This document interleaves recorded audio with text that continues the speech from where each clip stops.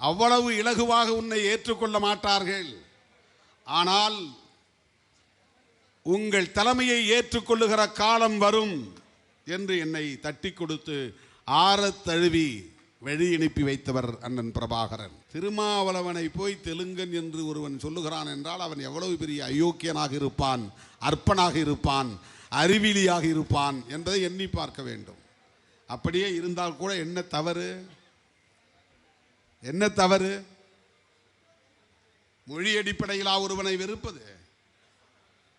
அப்படி என்றால் புரட்சியாளர் அம்பேத்கரை எந்த அடிப்படையில் நாம் தலைவராக ஏற்றுக்கொள்வது? அவர் தமிழர் இல்லை என்று சொல்லி புறந்தள்ளிவிட முடியுமா? பெரியாரை தமிழர் இல்லை என்று சொல்லுகிற கும்பல் அம்பேத்கரையும் தமிழர் இல்லை என்று சொல்லுகிற நிலைக்கு வந்துவிட்டது. அம்பேத்கரையே தமிழர் இல்லை என்று சொன்னால் மாமேதை காரல் மார்க்ஸை எப்படி ஏற்றுக்கொள்வது, புரிந்து கொள்வது, படிப்பது? சாதி ஒழிப்பே மக்கள் விடுதலை என்று எந்த இயக்கமாவது மேடையில் நின்று முழங்குமா? தமிழ் தேசியம் பேசுகிற அமைப்புகள்